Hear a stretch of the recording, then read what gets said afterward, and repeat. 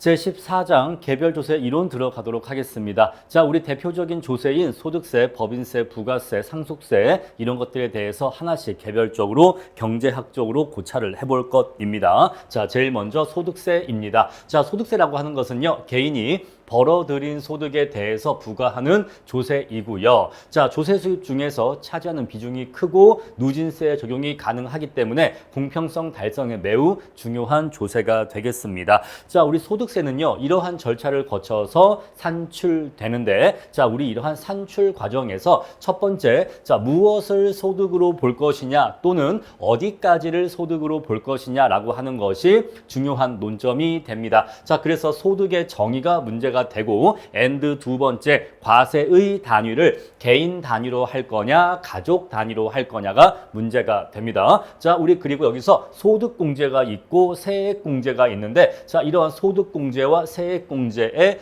구별에 대해서도 공부할 필요가 있고요. 자, 그런 다음에 여기서 우리 이제 세율을 설정해야 되는데, 자, 우리가 세율은 일반적으로 누진세 구조를 취하고 있는데 거기에 대해서 조금 더 세부적인 내용 공부할 겁니다. 자, 우리 이렇게 해서 소득세가 산출될 건데, 자, 근데 문제가 뭐냐면 이렇게 산출된 소득세가 납세자의 실질 소득은 불변인데도 인플레이션이 발생하게 되면 조세 부담이 증가하게 됩니다. 자, 따라서 인플레이션은 소득세에게 어떠한 영향을 미치는지 알아보게 될 거예요. 자, 첫 번째 논점 1번 소득의 정의부터 보겠습니다. 자, 소득을 어떻게 또는 어디까지 정의하는가에 따라서 소득세액의 크기와 조세 부담의 공평성이 영향을 받습니다. 자, 우리가 소득의 개념을 정의하는 두 가지 대표적인 학설을 공부할 거예요. 첫 번째 순자산 증가설이고요. 두 번째 소득 원천설입니다. 자, 먼저 순자산 증가설은요, 소득의 범위를 가장 넓게 보고 있는 그러한 입장이에요. 자, 헤이그와 사이먼즈라는 사람이 주장했고요. 발생 원천과 관계없이 어디에서 난 돈인지 묻지 말고 어디서 생긴 소득인지 어떻게 생긴 소득인지 따지지 말고 묻지 말고 구별하지 말고 일정 기간 동안 어떤 개인의 경제적 능력을 증가시킨 것은 모두 다 수입으로 정의하였다. 자, 우리 소득의 범위를 가장 넓게 정의하고 있는 건데요. 한번 예를 들어보죠. 자, 어떤 사람이 회사에서 월급을 받습니다. 자, 이 월급 소득인가요? 네, 당연히 소득이죠. 그건 당연히 소득일 거고요. 자, 그럼 두 번째, 이러한 것도 과연 소득일까요? 자, 그 회사원이 아파트를 갖고 있는데 그 아파트의 가치가 원래 4억 원이었는데 그게 1년 사이에 5억 원으로 1억이 올랐다라고 하면 이렇게 갖고 있는 아파트의 가치가 상승한 것 또는 갖고 있는 자산의 가치가 상승한 것도 소득으로 볼 수 있습니까? 자, 우리 이러한 경우에도 정말로 아파트의 가격이 이렇게 올랐다면 이 사람의 경제적인 능력이 1억 원어치가 향상된 것이 맞잖아요. 따라서 순자산 증가설에 의하면 이것도 2 플러스 1억도 소득으로 봅니다. 아시겠죠? 자, 그리고 우리가 한번 극단적인 사례를 한번 예를 들어 보죠. 어떤 사람이 LP판을 갖고 있는데, 자, 뭐 비틀즈의 아주 오래된 LP판을 갖고 있다라고 할게요. 자, 우리가 그것이 원래는 중고 시장에서 한 10만 원 정도에 거래가 되는 LP판인데,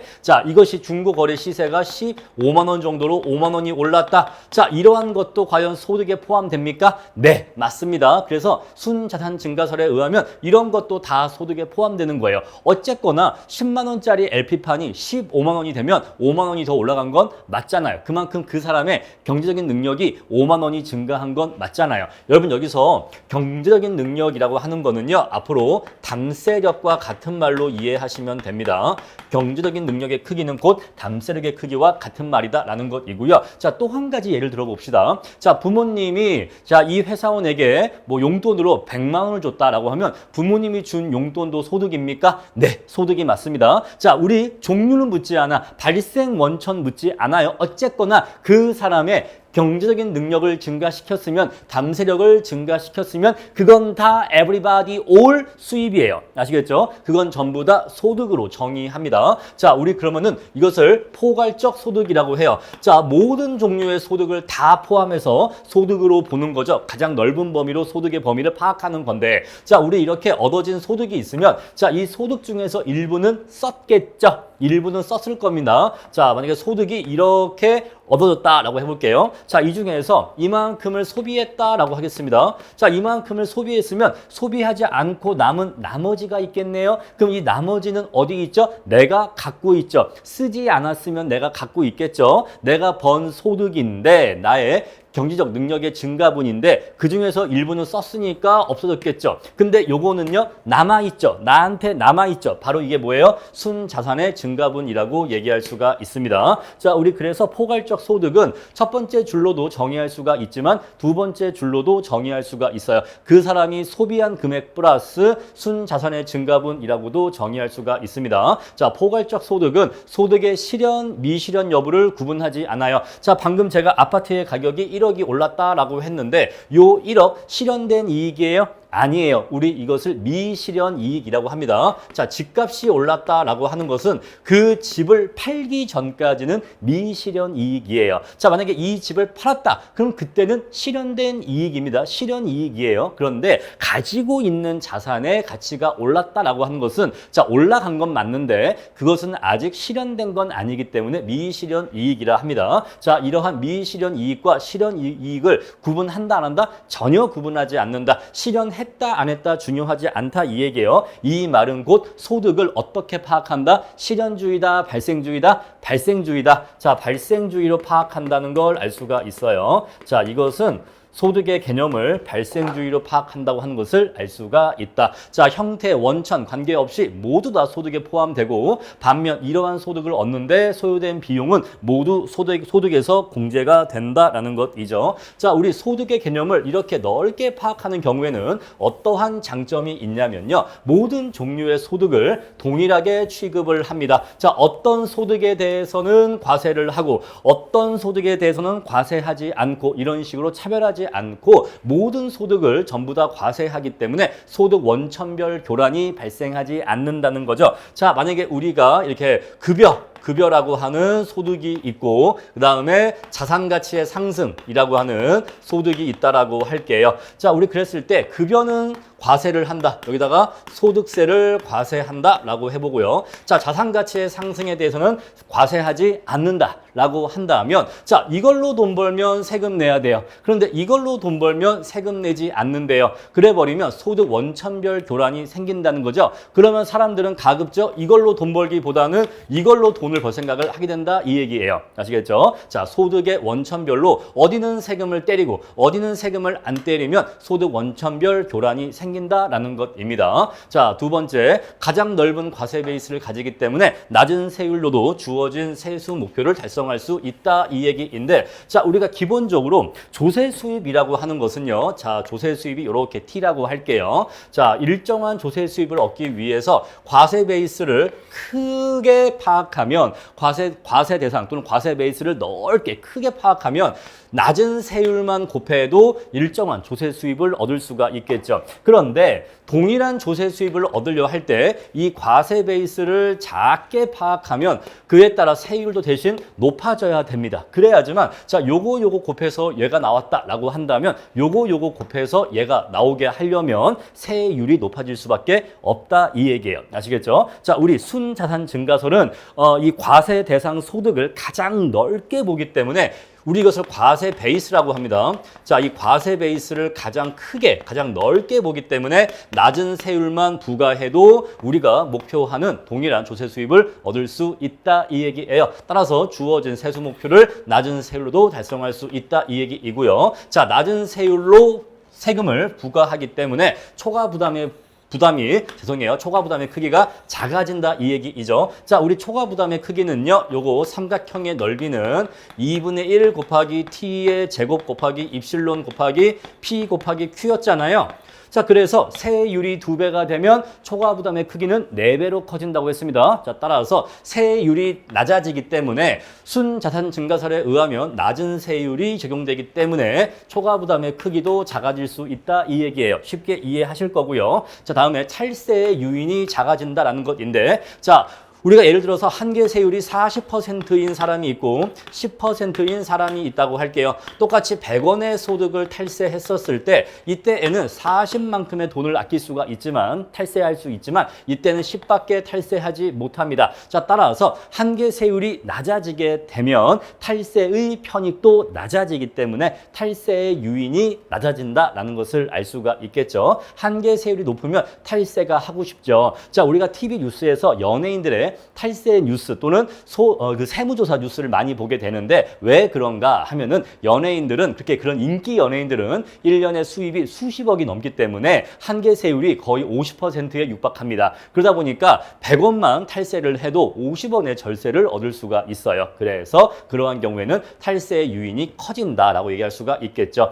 자, 3번 동일한 능력의 소유자에게 동일한 부담을 요구하기 때문에 수평적 공평성 달성에 유리하다 이 얘기인데 자, 우리 A, B라는 두 명의 회사원이 있다고 할게요. A도 한 달 월급이 300만 원이고요. B도 한 달 월급이 300만 원입니다. 자, 우리가 만약에 소득의 종류를 급여 소득으로 한정했다라고 해볼게요. 급여 소득으로 한정했는데 사실은 B라는 사람은요. 부모님이 주신 원룸 건물이 있어서 이 사람은 한 달에 500만 원씩 원룸에서 임대 수익이 들어온다라고 합시다. 자, 근데 우리가 소득의 종류를 급여 소득으로 이렇게 한정해버리면 A하고 B의 경제적인 능력이 똑같다라고 파악을 하거든요. 그런데 실제로는 B는 부동산의 임대 소득도 있기 때문에 사실은 B의 능력이 A보다 더 높거든요. 따라서 우리가 소득의 종류를 구분하지 않고 모든 종류의 소득을 동일하게 다 파악을 해야지만 어떤 사람의 경제적인 능력의 크기를 진실로 측정할 수가 있다는 거예요.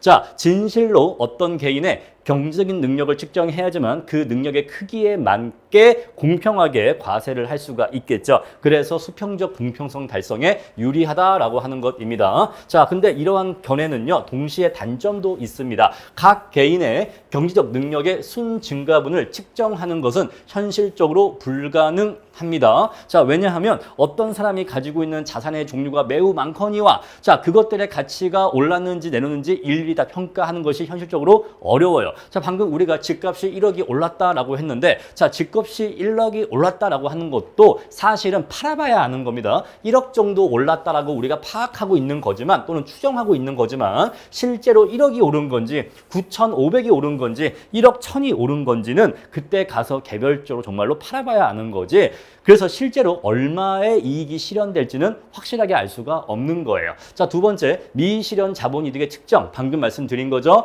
and 귀속소득의 측정이 매우 어렵다. 자, 귀속소득은 내가 가진 생산 요소에서 얻는 소득을 귀속소득이라고 한다라고 앞에서 이미 한번 말씀드린 바 있습니다. 가장 대표적으로 내 집에 내가 살면서 내 집에서 내가 얻는 그 임대소득이 있어요. 자, 이게 뭔 소리냐? 어떤 사람은 자, 남의 집에서 세를 사는 사람은 매달 월세를 지불하겠죠. 그런데 내 집에 내가 사는 경우에는 내가 나한테 월세를 지불하지는 않습니다. 그런데 실제로는 내가 내 집에 거주하기 때문에 월세 상당액의 소득을 얻고 있는 거예요. 왜냐하면 내 집이 아니었으면 월세를 내야 되는데 내 집이기 때문에 월세를 내지 않죠. 바로 그 내지 않아도 되는 또는 내지 않게 되는 그 월세의 크기가 월세 상당액이 바로 귀속소득이 되는 것입니다. 자, 그런데 이러한 귀속소득은 내 집에 내가 살았을 때 얼마의 귀속소득을 얻는 거냐를 측정해야 되는데 역시 이거 쉽지 않아요. 다음에 소비지출과 투자지출에 대한 구분이 어려워서 소득 획득 비용에 대한 측정도 어렵다 이 얘기인데 자, 우리가 기업이 매출액이 있고 순수익이 있잖아요. 근데 매출액과 순수익이 같은 것은 아니죠. 아닙니다. 자, 우리 그랬을 때 수입이라는 게 있고 자, 어떤 개인이 벌어들인 총 수입이라는 게 있고 총 수입이라고 할게요. 헷갈리니까. 여기서 이제 필요 경비를 빼는 거죠. 필요 경비라고 표현할게요. 자, 필요 경비를 빼면 이제 우리가 소득세의 과세 대상으로 하는 소득이 나오게 되는 겁니다. 자, 가장 기본적인 산식을 적어 놓은 거예요. 자, 우리 그랬을 때 여기에 필요 경비는요. 이러한 총 수입을 얻는 데 들어간 필요한 비용만이 이 자리에 들어와야겠죠. 따라서 우리가 소비 지출이 있고 투자 지출이 있는데 투자 지출은 경비 적 성격의 지출이라고 이해하시면 됩니다. 자, 그럼 이 자리에 뭐가 와야겠어요? 이 자리에는 투자 지출만 와줘야 됩니다. 자, 그래서 소비 지출은 여기에 들어가면 안 돼요. 소비 지출은 이렇게 해서 번 돈 중에서 내가 일부를 소비하는 거죠. 내가 돈을 벌었어. 내가 일을 해서 돈을 벌었습니다. 그러면 그 돈으로 내가 뭐 소갈비도 사 먹으러 가는 거고 그런 식으로 소비를 하잖아요. 자, 소비를 하죠. 자, 벌었는데 소비하지 않고 남은 건 뭐죠? 바로 아까 얘기했던 순자산의 증가분이 되겠죠. 이렇게 해서 소득이 이루어진다라고 아까 말씀드렸잖아요. 따라서 자, 소비 지출은 어디에 있는 거예요? 여기에 있는 거죠. 그러면 이 자리에 소비 지출이 들어가면 돼요? 안 돼요? 안 돼요. 그런데 소비 지출인지 아닌지에 대한 구분이 어렵다 이 얘기예요. 아시겠죠? 자, 기본적인 내용이니까 쉽게 이해하실 수 있을 겁니다. 그런가 보다 하고 넘어가시면 됩니다. 다음에 두 번째 소득 원천설인데요. 자, 이건 세법에서 자, 소득이란 이러한 소득을 소득으로 본다라고 세법에서 열거한 소득이 있단 말입니다. 그 열거된 소득에 한정해서 소득으로 인정하고 파악하는 방법이에요. 자, 개인이 규칙적, 주기적 또는 상시적으로 확보하는 안정된 수입만을 소득으로 간주하는 겁니다. 자, 대표적으로 직장의 월급, 정기예금의 이자, 임대소득 이런 것들은 정기적이기 때문에 소득으로 간주하지만 임시적 또는 일시적 소득은 과세 대상에 포함시키지를 않아요. 자, 그래서 이렇게 소득을 세법에서 소득의 종류로 인정하고 열거된 것만을 소득으로 인정하는 경우에는 어떠한 문제점이 생기냐면 세법에서 열거된 소득이 아니면 그것에 대해서는 과세하지를 못합니다. 자, 대표적으로 비트코인에 대한 과세가 있겠죠. 자, 만약에 세법에서 가상화폐 또는 가상자산에 대해서 여기에서 발생하는 이익을 소득으로 인정하지 않았다. 세법에서 열거하지 않았다. 규정하지 않았다라고 한다면 자, 우리가 가상화폐 거래에서 만약에 예를 들어서 1억의 돈을 벌었다라고 해볼게요. 하지만 여기에 대해서 세금 냈나 안 낸다? 내지 않는다. 왜냐하면 세법에 열거된 소득이 아니기 때문에 실제로 소득이 생겼어도 여기에 대해서 과세할 근거가 없다는 거죠. 자, 우리 그래서 소득 원천설은 세법에서 열거된 소득의 종류로 소득을 한정하는 방법인데 이렇게 하는 경우에는 경제 환경의 변화로 인해서 발생하는 새로운 종류의 소득에 대해서는 과세하지 못하는 문제점이 있다는 거죠. 아시겠죠? 제가 예전에 유튜브 생방송을 한번 한 적이 있는데 제 채널에서 유튜브 생방송을 했는데 그 채팅을 하고 있는데 어떤 수험생 분께서 5,000원인가? 5,000원인가를 그 뭐 이렇게 후원금 있잖아요. 이걸로 쏴주신 거예요. 제가 너무 당황해갖고 이걸 어떻게 해야 되지? 약간 당황도 했는데 지금 우리가 세금과 관련해서 얘기를 하면은 저는 이거에 대해서 제가 어떻게 세금 신고를 해야 될지를 모르겠습니다. 그러니까 이런 식으로 만약에 세법에서 이러한 종류의 뭐 후원금 이런 것들에 대해서 세법에서 소득으로 열거하고 있지 않으면 과세되지 않기 때문에 그러한 문제점이 있다. 이 얘기예요. 아시겠죠? 자, 이렇게 해서 소득의 종류 살펴봤고요. 자, 이제 두 번째 논점 볼게요. 자, 과세 단위의 문제인데 개인 단위로 과세할 거냐 아니면 가족 단위로 과세할 거냐라는 거 문제점이에요. 자, 과세 단위라고 하는 것은 납세 의무자의 기본 단위를 개인으로 할 거냐 가족으로 할 거냐에 따라서 누진성이 달라지기 때문에 과세 단위를 어떻게 설정할 건가가 중요한 논점이 됩니다. 자, 이것과 관련해서는 조세의 결혼 중립성 여부가 중요한데 결혼 중립성이라고 하는 것은요. 조세, 세금의 부과가 결혼에 대한 의사결정에 영향을 미치지 않는 것 또는 교란시키지 않는 것을 결혼 중립성이라고 해요. 자, 어떠한 세금을 부과하는 것이 민간의 결혼에 대한 의사결정을 교란시키지 않는 것을 결혼 중립성이 달성된다고 하고 결혼에 대한 의사결정을 교란시킬 때 우리 그때는 결혼 중립성을 위배한다라고 얘기합니다. 자, 우리 그래서 결혼 중립성 여부에 대해서 조금 더 자세하게 살펴볼 거예요. 자, 먼저 우리가 개인 단위로 과세할 수가 있고 두 번째 가족 단위로 과세할 수가 있는데 우리는 먼저 개인 단위 과세를 먼저 보겠습니다. 자, 개인 단위로 과세하는 경우에는 결혼 벌금이 발생하지 않는다인데 자, 결혼 벌금이란 무엇이냐? 결혼 후, 결혼으로 인해서 동일한 소득을 가진 사람이 결혼 전과 결혼 후가 있는데 결혼으로 인해서 결혼 후에 조세액이 증가하는 것을 결혼 벌금이라고 해요. 자, 예를 들어서 A, B 두 커플이 있어요. A, B의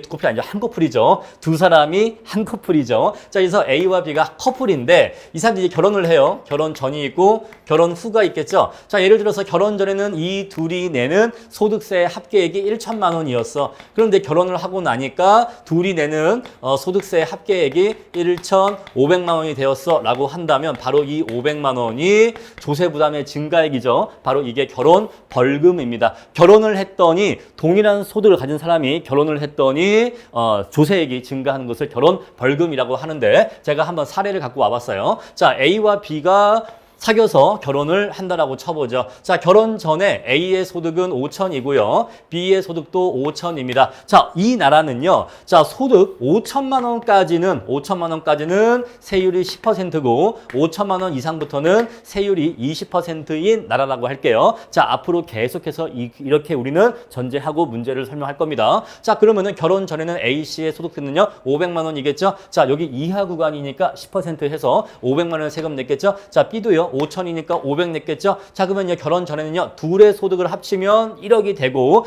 둘의 소득세를 합치면 1천만 원의 세금을 냈겠죠? 자, 근데 이제 결혼을 했습니다. 자, 소득 늘었어요? 아니에요. 소득은 똑같아요. 자, 똑같습니다. 자, 결혼할 거예요. 여전히 개인 단위로 과세하는 경우에는 5,500 해서 1억 1천 똑같습니다. 따라서 개인 단위로 과세하는 경우에는 결혼을 했다, 안 했다에 따라서 조세액이 바뀐다, 안 바뀐다? 안 바뀐다. 개인 단위 과세를 하는 경우에는 결혼 벌금이 생기지 않는다. 결혼 벌금이 생기지 않는다. 따라서 결혼 중립성을 달성한다, 위배한다, 달성한다. 결혼에 대한 의사결정을 교란하지 않는다. 이 얘기예요. 왜냐하면 결혼 전에 소득세 합계액이 1,000만 원이고 결혼 후에도 소득세 합계액이 1,000만 원이기 때문에 결혼 전에 조세 부담액과 결혼 후에 조세 부담액이 똑같아. 따라서 결혼에 대한 의사결정을 교란하지 않습니다. 아시겠죠? 결혼 벌금 생기지 않고 의사결정 교란하지 않는다라는 것이에요. 자, 그럼 이제 우리 다음 얘기를 볼게요. 자, 그런데 가장 혼자 1억을 버는 가정과 부부가 각자 5천씩 버는 가정이 있으면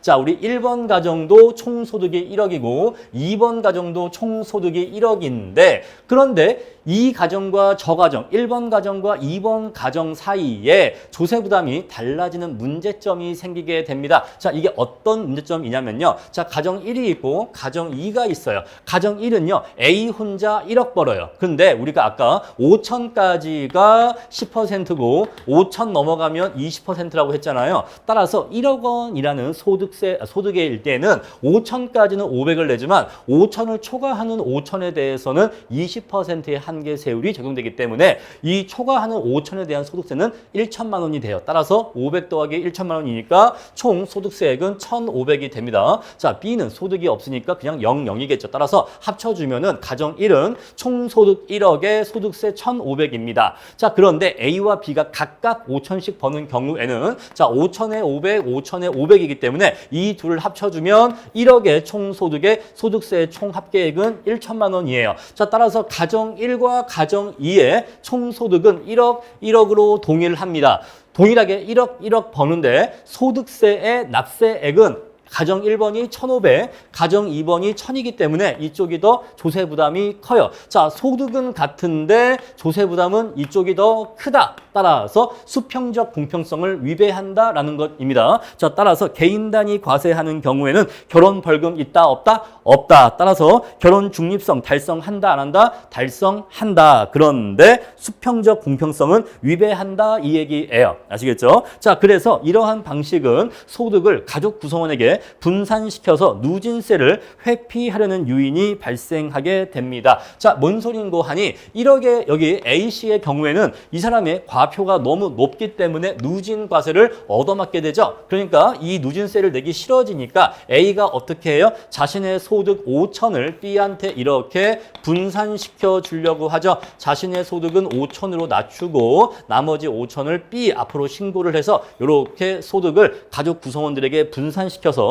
누진과세를 회피하려 한다 이 얘기예요. 자, 우리 보시면요. 현실에서 굉장히 유명한 큰 식당들이 있어요. 개인이 하는 식당들인데 크고 유명하고 오래된 식당들이 있습니다. 자, 그런 식당들은요. 이렇게 보시면 자, 뭐 원래는 그 사업체가 아버지 명의야. 그런데 아버지 혼자 소득을 다 신고해버리면 너무 누진세가 심해. 만약에 누진세가 여기서 이렇게 걸린다고 하면은 자, 어떻게 하냐면 다른 가족 구성원 B, C, D한테요, 소득을 분산시켜 줍니다. 소득을 요렇게 분산시켜 주고, 아버지의 소득은 요렇게 낮춰버려요.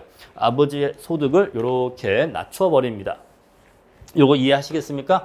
그래서 이렇게 해서 소득을 가족 구성원들에게 배분시킨다 이 얘기예요. 자, 뭐 B한테는 야채를 납품하는 업체를 세워서 야채와 관련된 매출을 이쪽으로 분산시켜주고, 뭐 C한테는요 고기 납품 업체를 만들어서 고기와 관련된 매출은 요 C한테 몰아주고, D는요 뭐 청소라든가 뭐 기타 매출들은 또 D한테 몰아준다거나 이런 식으로 해서 이렇게 매출을 분산시켜준다 이 얘기예요. 아시겠죠? 오케이. 이렇게 해서 소득을 분산시켜서 누진과세를 회피하려고 하는 요인이 존재하게 된다라는 것입니다. 자, 그럼 이제 다음으로 가족 단위 과세를 한번 볼게요. 자, 가족 단위 과세는요, 가족을 단위로 해서 과세하는 방법입니다. 자, 부부 소득을 합산해서 과세하는 방식을 말하는데, 누진세제 하에서는 부부의 소득을 합산하면 과세 표준이 커지게 되죠. 그래서 더 높은 한계세율이 적용되기 때문에 결혼 벌금이 발생하게 됩니다. 자, 결혼 전에 세금보다 결혼 후에 세금이 더 커진다 이 얘기예요. 자, 이렇게 결혼 벌금이 발생하게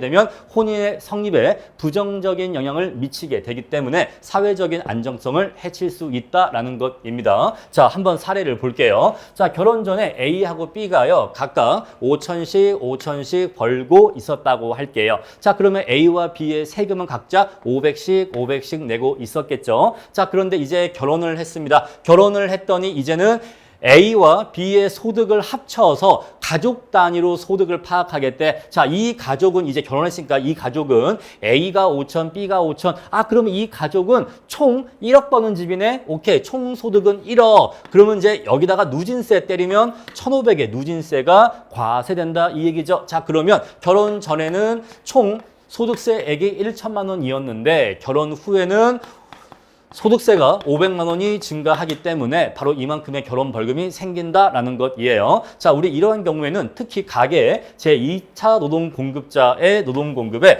부정적인 영향을 미칠 가능성이 높은데, 자, 우리가 1차 노동 공급이 있고 2차 노동 공급이 있어요. 자, 1차 노동 공급은요, 주 수입을 얘기합니다.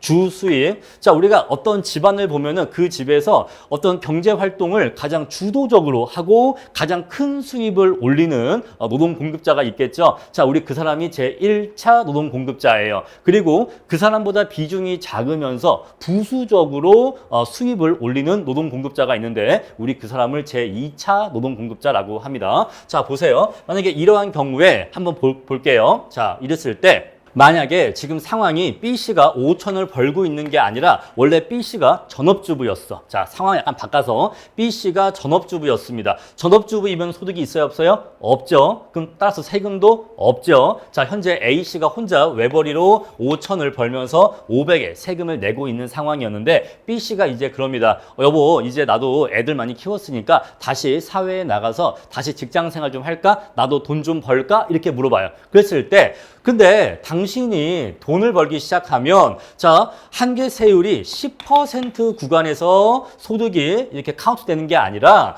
우리 둘이 소득이 합쳐져서 소득이 카운트 되기 때문에 당신이 돈을 벌면은 당신은 바로 첫 번째 수입부터 20%의 한계세율 누진세를 적용받게 돼 라고 해버리면 굳이 이렇게 누진세까지 내면서 일을 해야겠어? 라는 상황이 펼쳐진다 이 얘기예요. 여러분 지금 우리가 세율이 10% 20% 낮으니까 에이 뭐 이 정도 갖고 그래 라고 할 수 있는데 여러분 실제로는 대부분의 가정들은 한 부부 합산 소득으로 따지면은 1억이 넘는 경우가 많을 거예요. 그런 경우가 굉장히 많겠죠. 만약에 남편 소득이 이미 1억이야. 그리고 B씨가 이제 일을 할 건데 우리가 1억을 넘어서는 소득에 대해서 예를 들어서 40%의 한계세율이 적용된다라고 해볼게요. 자, 그럼 이제 B씨가 일을 하잖아요. 그럼 B씨가 일해서 버는 첫 번째 1원부터 40%의 한계세율이 적용됩니다. 왜? 부부의 소득을 합산해서 소득세를 누진과세 해버리니까. 그래서 2차 노동공급자는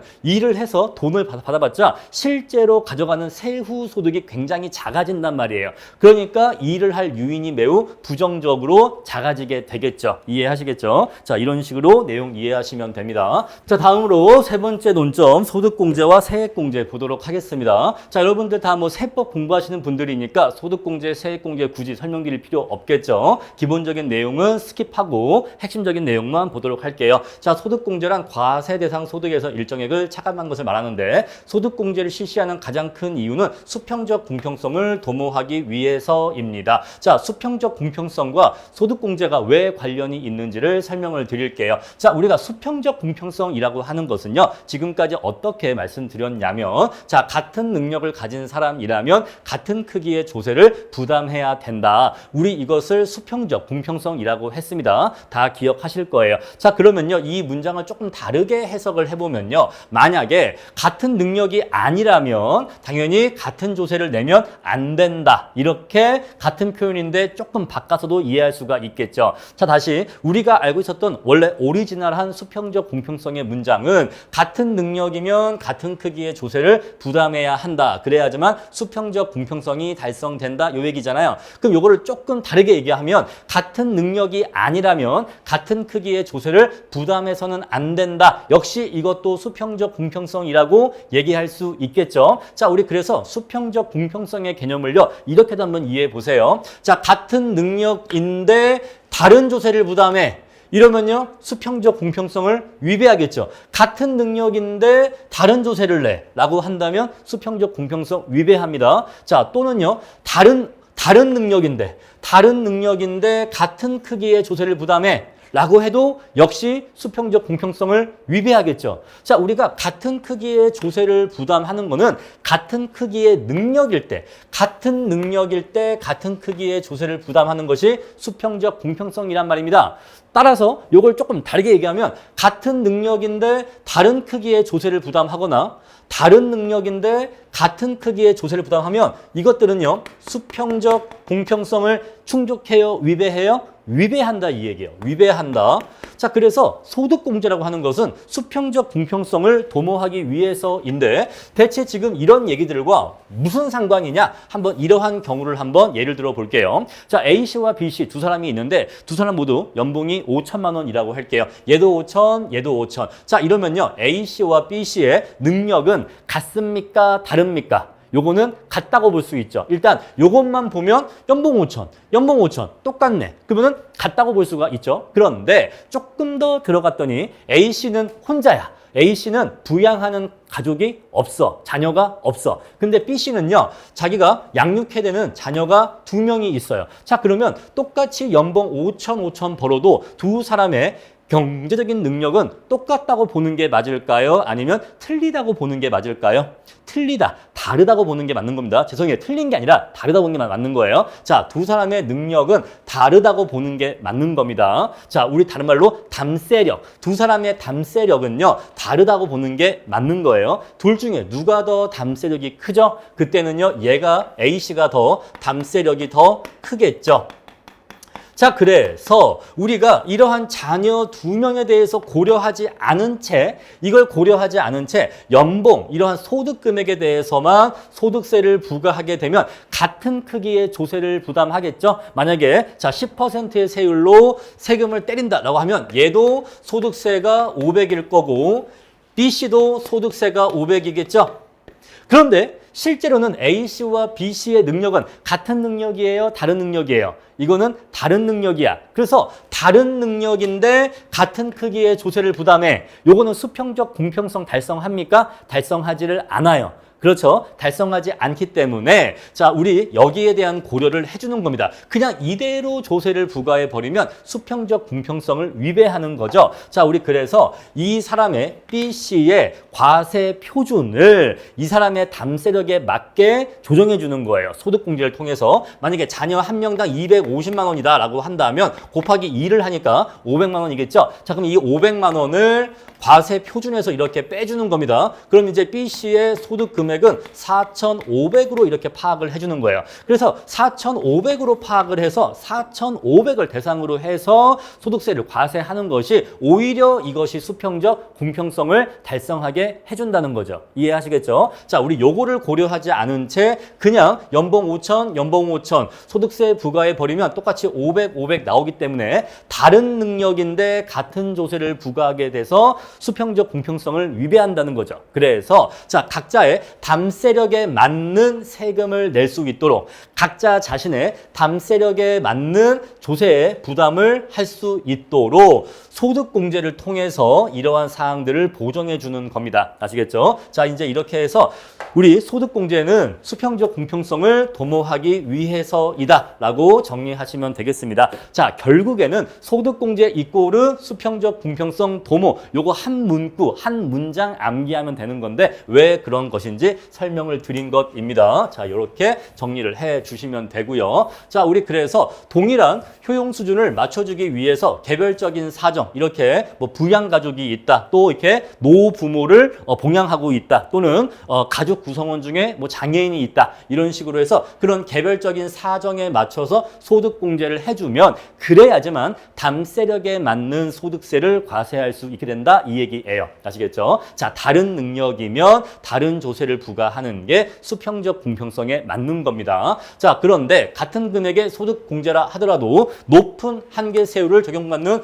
고소득층일수록 자, 세액 경감액이 더욱 커지기 때문에 수직적 공평성은 위배된다, 이 얘기예요. 자, 뭔 소리인고 하니 우리가 한계세율이 40%가 적용받는 고소득층이 있고 한계세율 10%를 적용받는 저소득계층이 있다라고 할게요. 자, 우리 그랬을 때 똑같이 1천만 원의 소득공제를 해줬다라고 해볼게요. 자, 그러면 고소득층은 세금이 얼마가 아껴지죠? 400만 원이 아껴집니다. 그런데 저소득층은요, 100만 원밖에는 절세가 안 돼요. 자, 그래서 부자에게 더 큰 세액 경감 혜택이 돌아간다, 이 얘기죠. 그래서 우리가 수직적 공평성이라고 하는 것은 부자가 세금을 더 내는 것, 즉 누진과세하는 것이 수직적 공평성인데 부자에게 세금을 더 많이 깎아주는 거예요.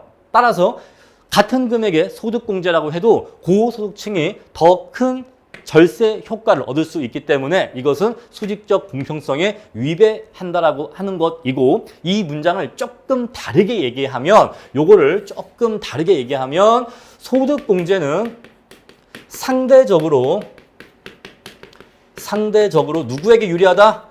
고소득층에게 유리하다라고 얘기할 수가 있는 거예요. 요 문장과 요 문장은 같은 말입니다. 아시겠죠? 자, 수직적 공평성을 위배한다, 이 말은 고소득층에게 더 유리하다라고 얘기할 수가 있어요. 자, 소득공제가 이루어지게 되면은 납세자가 적용받는 한계세율, 다른 말로 과세 구간이 하락할 수 있게 됩니다. 자, 현재 우리 소득세법에서 소득 구간이 이렇게 나눠져 있습니다. 요거 다 아실 거예요. 엄청나게 많이 반복해서 보시는 표겠죠. 자, 우리 그랬을 때 어떤 사람의 소득이 8,800만 원에서 1억 5천 사이면 한계세율이 35%인데, 자, 어떤 사람의 소득이 8,800인데 그냥 9,000이라 합시다. 자, 어떤 사람의 소득이 9,000인 사람이 있어요. 그러면 이 사람한테 1,000만 원의 소득공제를 해주면 이 사람의 소득 구간이 여기 8천만 원 구간으로 내려가기 때문에 요 두 번째가 아니고 세 번째죠. 여기 네 번째 구간에서 세 번째 구간으로 이렇게 올라가기 때문에 한계세율이 낮아지게 됩니다. 자, 그래서 소득공제가 이루어지는 경우에는 이 과세표준의 구간 자체가 이동하게 돼요. 자, 윗구간에서 아랫구간으로, 윗구간에서 아랫구간으로 이런 식으로 이 소득 구간 자체가 이동할 수 있는데 그 과정에서 적용되는 한계세율도 바뀌게 된다, 이 얘기입니다. 따라서 소득공제는 한계세율 자체가 바뀔 수 있다라는 것이에요. 자, 다음에 이제 우리가 세액공제 볼 건데요. 자, 세액공제는 산출 세액에서 일정한 요건과 방법에 따라서 세액의 일부를 공제해 주는 것입니다. 자, 세액공제는 그 금액 그대로 세액을 감소시켜 주기 때문에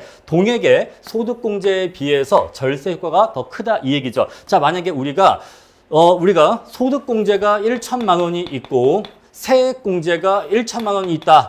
라고 하고 한계 세율이 20%다라고 해볼게요. 자, 그러면요. 세액공제 1천은요. 말 그대로 조세액을 1천만 원어치 그대로 낮춰줍니다. 그죠? 저 금액 그대로 조세액이 낮아지죠. 그런데 우리가 소득공제의 경우에는요. 자, 이 소득공제 금액에다가 한계 세율을 곱한 것만큼만 조세액이 낮춰집니다. 따라서 같은 금액을 세액공제와 소득공제를 모두 한다면 당연히 절세 효과는 세액공제가 더 클 수밖에 없어요. 자, 동액의 세액공제가 이루어지는 경우에는 상대적으로 누구에게 유리하다? 저소득층에게 유리하다 이 얘기예요. 이거 중요한 얘기인데, 자, 우리 아까 앞에서 봤었던 소득공제는 상대적으로 고소득층에게 유리하다고 했습니다. 왜냐하면 고소득층일수록 더 높은 한계 세율이 적용받기 때문에 그래요. 그런데 지금 이 세액공제는요. 동액의 세액공제가 이루어지는 경우에는 저소득층에게 더 유리하다고 하고 있는데, 자, 왜 그런지 살펴볼게요. 자, 부자가 있고 빈자가 있는데 원래 부자의 납세액은 1억 원이고 빈자의 납세액은 1천만 원이라고 합시다. 그런데 똑같이 부자와 빈자에게 동일하게 500만 원씩 세액공제를 해줬다라고 해볼게요. 자, 그러면 부자의 경우에는요. 자신이 내야 될 1억 원의 세금 중에서 500만 원어치 디스카운트 된 거니까 세액 감소율이 5%이죠. 그런데 빈자의 경우에는 1,000만 원 중에서 500을 깎아준 거니까 무려 세액 감소율이 50%나 됩니다. 따라서 동일한 금액을 세액 공제했었을 때 세액 감소율, 세금이 감소하는 비율이 빈자가 훨씬 더 높기 때문에 상대적으로 저소득층에게 유리하다 이 얘기예요. 자, 따라서 우리가 정리를 해주면요. 소득공제는 고소득층에게 유리하고 세액공제는 저소득층에게 유리하다라고 정리할 수가 있습니다. 자, 세액공제가 이루어진다고 해도 과세 표준에 변화는 없기 때문에 적용받는 한계 세율 또한 변화가 없죠. 자, 우리 그래서 지금까지 공부한 소득공제와 세액공제를 표로 정리하면 이렇게 정리할 수가 있습니다. 자, 소득공제는 과세소득의 일부의 공제이고 세액공제는 말 그대로 산출세액의 공제입니다. 소득공제의 주 목적은 아까 말씀드린 것처럼 수평적 공평성 달성이라고 했고 세액공제의 주된 목적은 이중과세의 조정입니다. 자, 우리 그래서 세액공제의 경우에는 자, 외국 납부세액의 공제나 또는 우리가 법인세와 주주에 대한 그 배당 소득세의 이중과세를 피하기 위해서 세액공제를 해주는데 우리 세액공제의 경우에는 이중과세를 조정하기 위해서 해주는 경우가 많아요. 물론 목적이 이거 하나는 아니지만 주된 목적은 이거라고 얘기할 수가 있습니다. 자, 소득공제의 경우에는 과세 표준 자체가 변화하게 돼서 한계 세율이 하락할 수 있는 가능성이 있지만 세액공제는 이것과는 관계가 없고요. 소득공제는 고소득층에게 유리하다고 했고 세액공제는 저소득층에게 유리하다고 했습니다. 자, 소득공제는 이러이러한 것들이 있고 세액공제는 이러이러한 것들이 있다. 우리 이러한 내용들은 여러분들이 세법에서 더 자세하게 공부를 하실 거니까 여기에 대한 설명은 생략하고 넘어가도록 하겠습니다. 자, 다음으로 네 번째 세율의 구조에 대해서 알아보도록 하겠습니다. 자, 보시면요. 일반적으로 소득세는 누진세로 운영이 됩니다. 따라서 소득이 높아질수록 적용되는 한계 세율도 높아지는 게 일반적인데요. 자, 소득세가 어느 정도의 누진성을 가져야 하는가에 대해서는 각 사회마다 가치 판단이 다를 수가 있습니다. 자, 예를 들어서 우리나라의 경우에는 상속세가 아마 과표가 10억 원인가 30억인가 넘어가면은 거의 50%의 상속세가 거의 이르게 돼요. 상속세율이 거의 50%가 되는데 이것이 너무 높다는 의견도 있고 너무 낮다는 의견도 있어요. 그래서 자, 어느 정도의 누진성이 적절하냐라고 하는 것은 각 사회마다 가치 판단이 모두 다를 것이다 라는 것입니다. 자, 우리 그랬을 때 소득 구간의 수가 많아지면요. 소득에 따라서 보다 더 적절한 한계 세율을 적용할 수가 있어요. 자, 만약에 우리가 이렇게 두 가지 세율 구조를 볼게요. 자, 이거는요.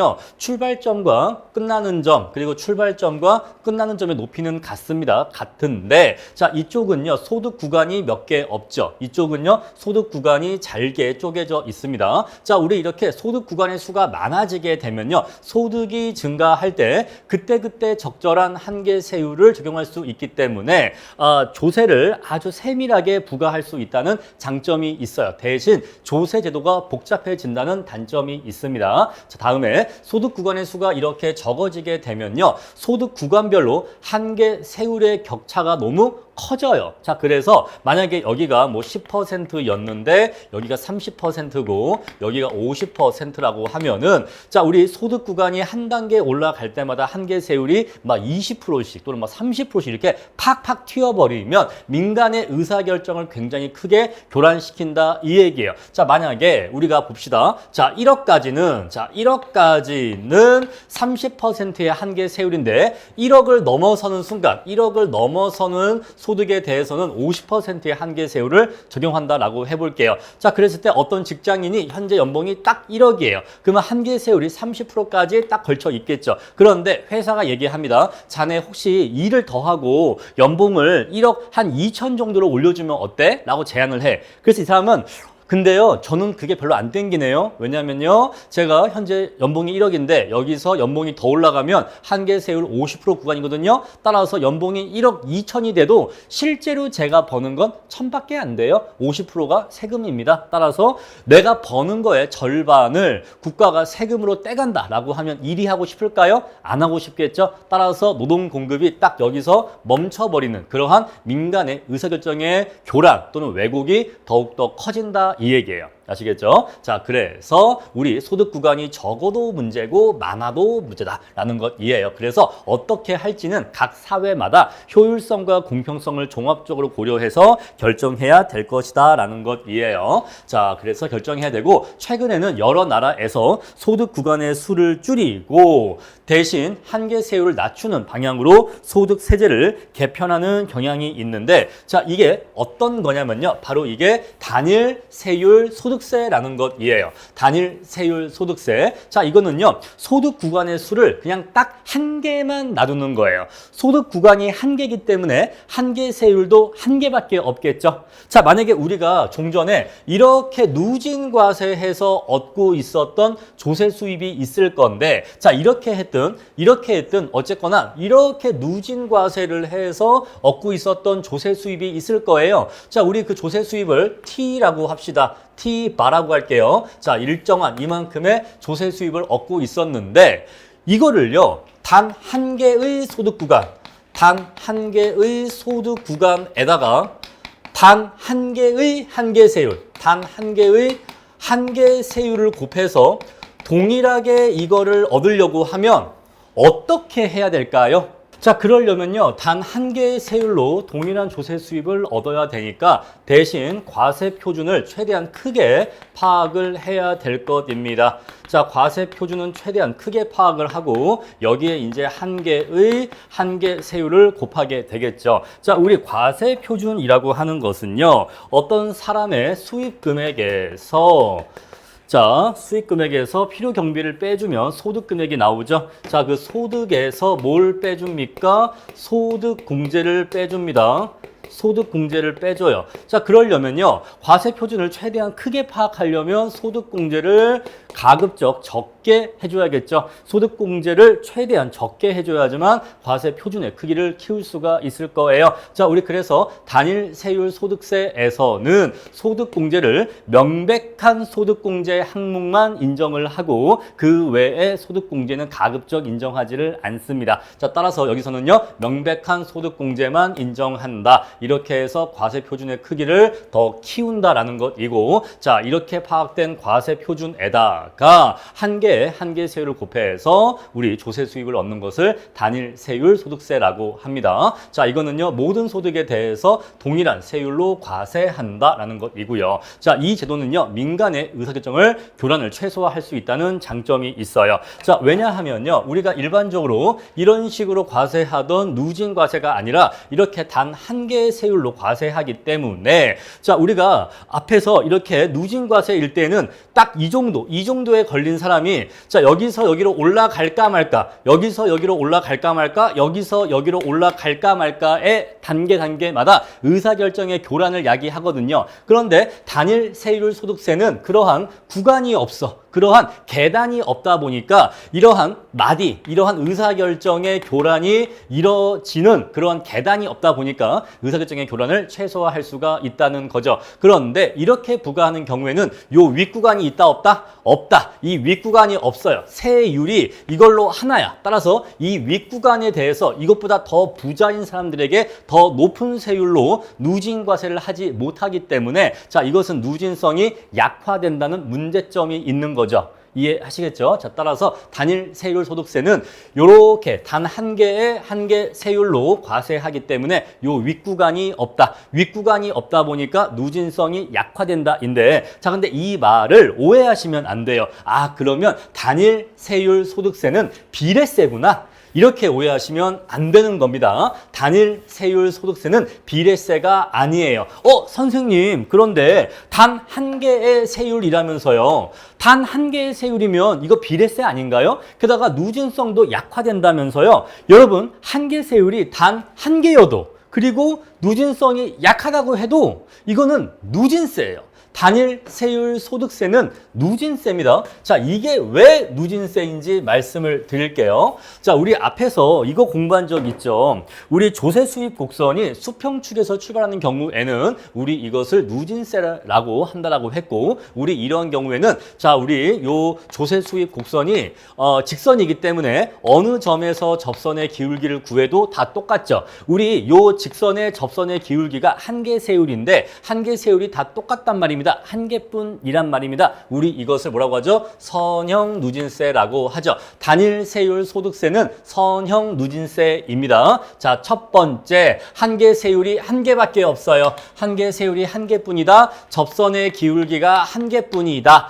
두 번째, 누진세다. 왜 누진세다? 소득공제가 있다고 했어요? 없다고 했어요? 있다고 했죠. 소득공제가 있다라고 했습니다. 자, 소득공제를 최소한으로 줄이고 명백한 소득공제만 인정한다고 했잖아요. 그렇죠? 자, 그래서 명백한 소득공제만 인정하긴 하지만 소득공제가 있기는 있어요. 따라서 원점에서 출발하는 게 아니라 원점에서 일정한 거리가 떨어진 채로 이렇게 출발하기 때문에 이것은 누진세가 됩니다. 자, 평균 세율은요, 원점과 조세 수익 곡선상의 한 점을 연결한 직선의 기울기로 측정되는데 소득이 증가할 때 요 기울기가 점차 더 커지기 때문에 평균 세율이 커지기 때문에 우리 이것을 누진세라고 얘기할 수가 있는 거예요. 아시겠죠? 자, 이렇게 해서 단일 세율 소득세는 선형 누진세다. 하지만 누진성이 약하다. 약하지만 누진세다라는 것입니다. 아시겠죠? 자, 이렇게 내용 정리해 주시고요. 다음에 우리나라의 세율 구조는 이렇게 되어 있습니다. 자, 현재 저의 교재에 있는 소득세는 과거의 소득세 구간인데 어차피 여러분들 세법에서 제대로 공부하실 거니까 그냥 그렇다 하고 넘어가시면 되고 지금 우리 현재 시점에서의 소득세 구간은 이렇게 하는 것이 가장 최신의 내용입니다. 넘어가도록 할게요. 자, 그 다음에 인플레이션과 소득세입니다. 자, 인플레가 발생하는 경우에는 실질 소득이 불변일지라도 명목 소득이 성장하기 때문에 명목 소득이 상승하기 때문에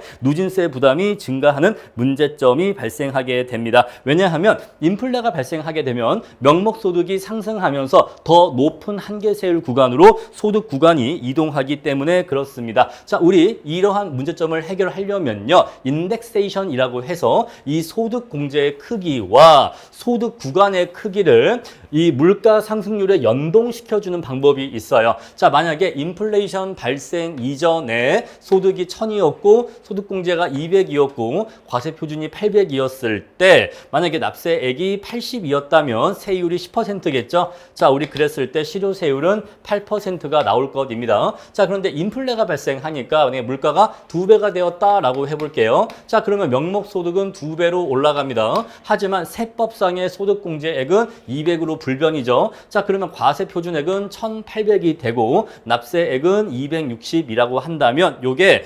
1000까지는 10%고 1000만 원을 초과하는 금액은 20%가 되니까 우리 1800은 납세액이 260이 돼서 13%가 됩니다. 자, 따라서 실질소득은 불변이죠. 실질소득은 불변인데도 불구하고 실효세율이 올라가게 돼요. 조세부담이 증가한다 이 얘기죠. 자, 나의 월급이 2배가 되었지만 대신 재화의 가격도 2배가 되었거든요. 따라서 자, 나의 월급이 100만 원이고 빵이 한 개에 10,000원이에요. 빵이 한 개에 10,000원. 자, 10,000원. 그러면 나는 빵을 100개 살 수 있죠? 그런데 물가가 이제 2배가 됐어. 나의 월급도 200만 원이 됐어. 하지만 빵도 한 개 이제는 2만 원이야. 라고 하면 여전히 나는 빵을 100개밖에 못 삽니다. 따라서 명목 소득은 2배가 되었지만 실질 소득은 불변이잖아요. 불변. 따라서 실질 소득은 불변인데 명목 소득이 증가다 보니까 우리 실효세율이 상승하는 현상이 발생한다 이 얘기예요. 자, 이러한 문제 해결하려면 인덱세이션 해주면 되는데 자, 그때 N은 우리가 원래 0에서부터 1천만 원까지가 10%였는데 이거를 곱하기 2배 해줘서 0에서 2천만 원까지는 10%로 이렇게 과세 구간도 같이 물가 상승률에 연동시켜 줘야 되고 소득공제 금액 또한 자, 여기다 곱하기 자, 여기다 곱하기 물가 상승률 이렇게 해줘서 물가 상승률에 연동시켜 주면은 조세 부담이 똑같이 유지될 수가 있다라는 것입니다. 하지만 현실적으로는 인덱세이션 하기가 어렵다라는 내용이고요. 자, 다음 내용 볼게요. 자, 관련 문제인데 인플레가 발생하면 이자 소득세의 부담이 상승하게 된다라는 내용입니다. 자, 어떤 내용인지 사례와 함께 보도록 할게요. 자, 제가 앞에서 이런 말씀 한번 드린 적이 있어요. 피셔 효과라고 해서 자, 피셔 효과는요.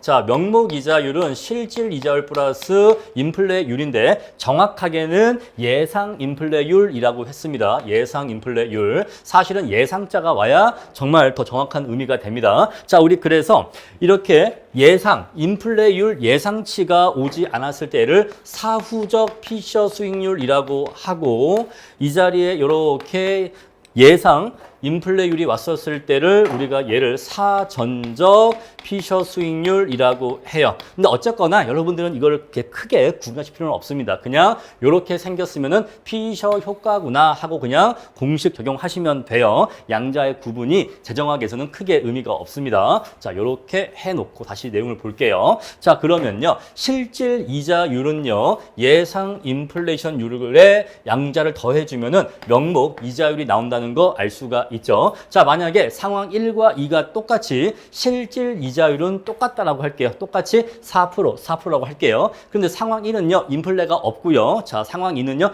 8%의 인플레이션율이 있다고 하겠습니다. 자, 그러면 명목 이자율은 4%, 12%로 결정이 될 거예요. 왜냐하면 실질 이자율 플러스 인플레율이 명목 이자율이기 때문에 명목 이자율은 얘와 얘의 합으로 이렇게 결정이 됩니다. 자, 그러면요, 우리 명목적인 이자 소득은요, 내가 100만 원을 저축하면 상황 1에서는 4만 원의 이자 소득이 생기게 되고 상황 2에서는 12만 원의 이자 소득이 생기게 됩니다. 그런데 여기에 대해서 25%의 이자 소득세를 부과하면 4만 원 중에 4만 원 중에 4분의 1이니까 만 원을 세금으로 떼어가니까요. 곧 1%를 세금으로 떼간다라고 이해할 수가 있고 자, 이 경우에는 12만 원 중에서 4분의 1이니까 3만 원을 세금으로 떼간다라고 얘기할 수가 있겠죠. 따라서 4%의 이자 수익에서 1%의 세금을 내고 나니까 세후 명목 이자율은 각각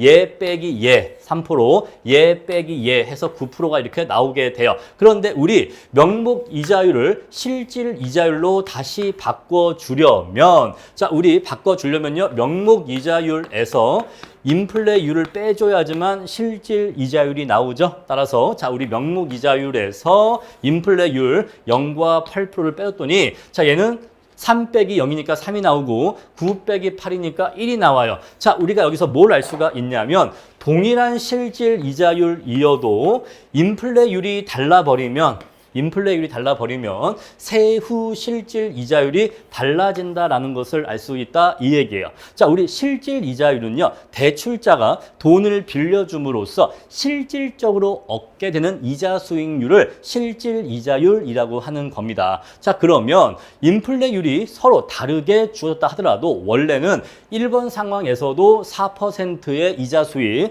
2번 상황에서도 4%의 이자 수익을 똑같이 얻어야 되는데 인플레가 발생하게 되면 어떤 문제가 생긴다? 명목 이자율이 올라가게 된다. 명목 이자율이 올라가게 되면서 이자 소득세의 부담이 커진다 이 얘기죠. 따라서 세금까지 고려한 실질 이자율은 인플레 상황에서 더 작아진다 이 얘기예요. 자, 지금 이 이야기를 처음에 보면 약간 헷갈릴 수가 있는데 결국 여러분들이 핵심을 기억하셔야 돼요. 핵심이 핵심이 뭐냐면요. 자, 실질 이자율이 동일할지라도 은행의 실질적인 이자 수익은 동일할지라도 실질 이자율은 동일할지라도 인플레가 발생해 버리면 실질적인 이자 수익률은 감소한다, 하락한다 이 얘기예요. 왜냐하면 인플레가 발생하게 되면 이 인플레가 명목 이자율에 반영되는데 우리의 세법에서 이자소득세는 실질 이자율에 대한 과세가 아니라 명목 이자율에 대한 과세이기 때문에 이자소득세의 부담이 증가한다 이 얘기예요. 따라서 인플레가 발생하면 이자소득세의 부담이 증가해서 세금까지 고려한 세후 실질 이자율은 더 작아진다. 조세 부담이 더 커진다. 이렇게 기억하시면 되는 겁니다. 자, 이렇게 해서 소득세 마무리 짓고요.